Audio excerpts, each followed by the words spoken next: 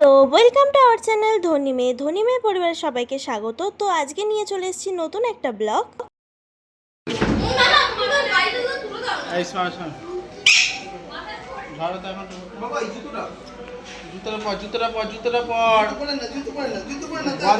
বেশি করছি, জুতোটা পর।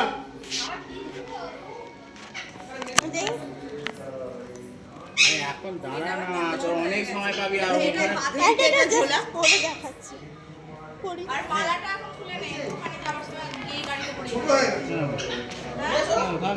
তো ওখানে সবাই ওকে তাড়াতাড়ি নিতে বলছিল, কারণ বাচ্চা মানুষ তো, আর এমনিতেও ওই দিন একটু দুষ্টুপনা করছিল। তো চলো, আর কেমন লাগছে অবশ্যই জানিও আমাদের নিদবরকে, ছোট্ট বর আমাদের। আর এই যে এটা, ইনি হচ্ছেন আমার দাদা। তো এনার আজকে বিয়ে। তো এখানে আমরা সবাই মিলে রেডি হয়ে গেছিলাম বরযাত্রীরা। দাদার পুরো গেট আপটা তোমাদের সাথে শেয়ার করে দিলাম।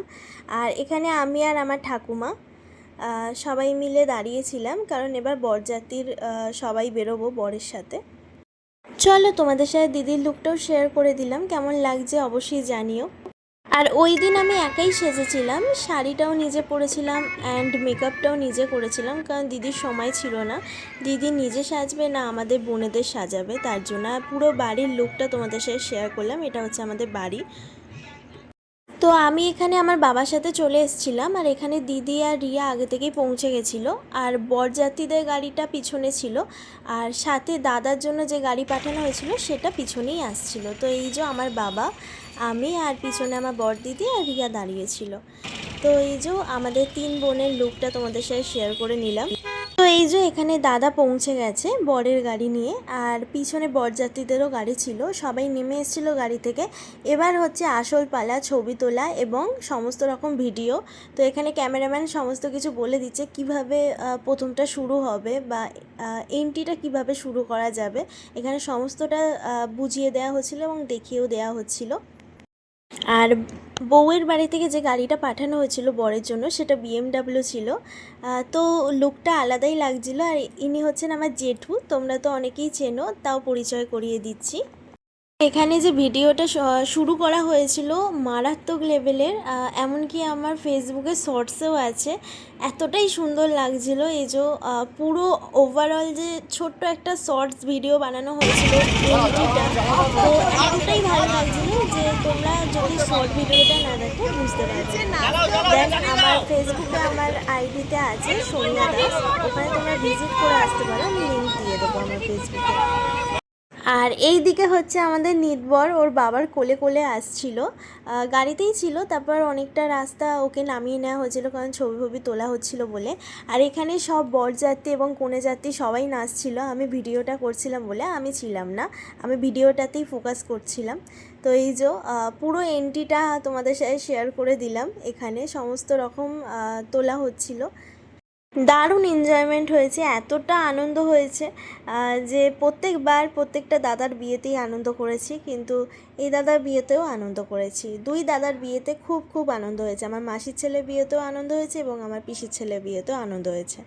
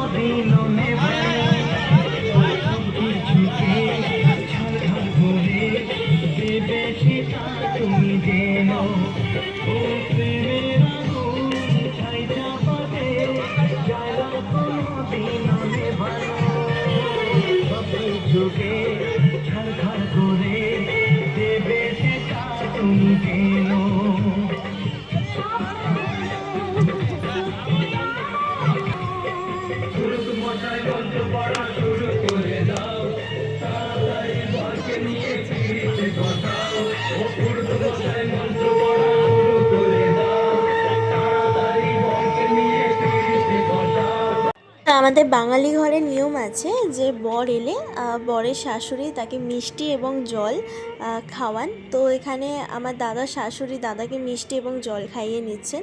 আর আমার জেঠু সবাই, আমার বোন সবাই নাচছিল।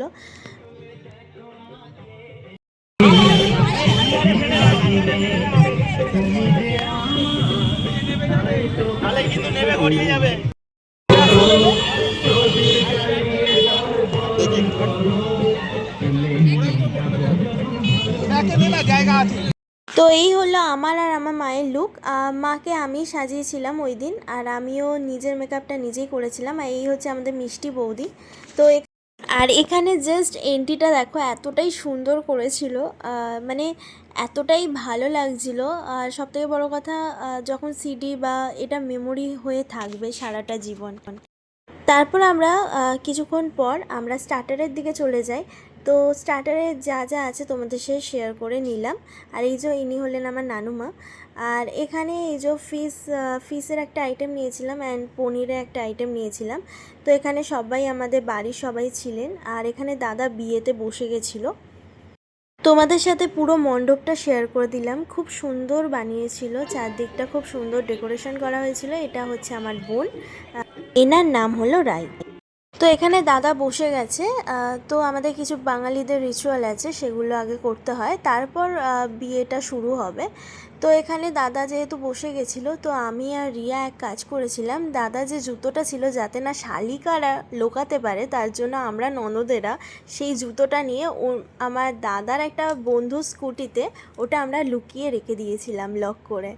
তো এই হচ্ছে আসল খেলা, যার জন্য তারা জুতোটা পায়নি। তো বিয়ে বাড়িতে তো এইরকম মজা চলতেই থাকবে। তো চলো ব্লগটা এগোনো যাক। আর এই হলো অয়নদা, আমার দাদার বন্ধু আর বউয়ের দাদা।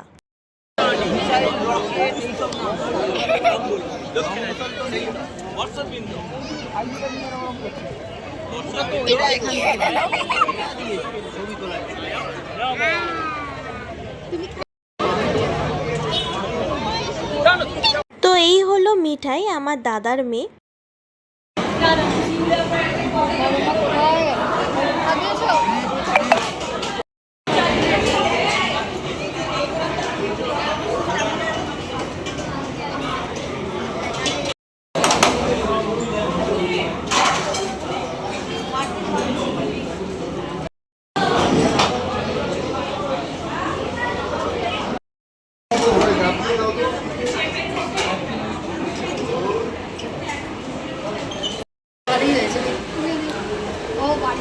না তুলেছিলাম আমি।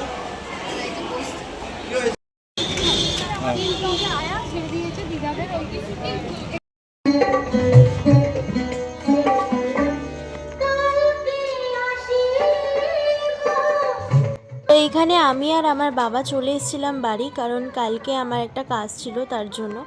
আর তো বাড়ি পুরো ফাঁকা, আমি বাড়িতে চলে এসেছি কারণ যেহেতু কালকে আমার একটা কাজ আছে তার জন্য। আর তো চলো আমি চলে এসেছি। আর কালকে আমি হয়তো সকালটাও থাকতে পারবো না। তো কালকে যেহেতু কাল রাতে তেমন কোনো রিচুয়াল নেই, আর একেবারে আবার দেখা হচ্ছে রিসেপশনের দিন। তো চলো, আর আজকের লুকটা কেমন লাগছে অবশ্যই জানিও। এই যে আমি আর বাপি চলে এসেছি, মা ওখানে আছে, মা জেঠিমারা কাকিমারা। তো চলো আস্তে আস্তে শেয়ার করতে থাকছি। আর আজকের ব্লগটা এখানেই এন্ড করলাম। চলো টাটা, গুড।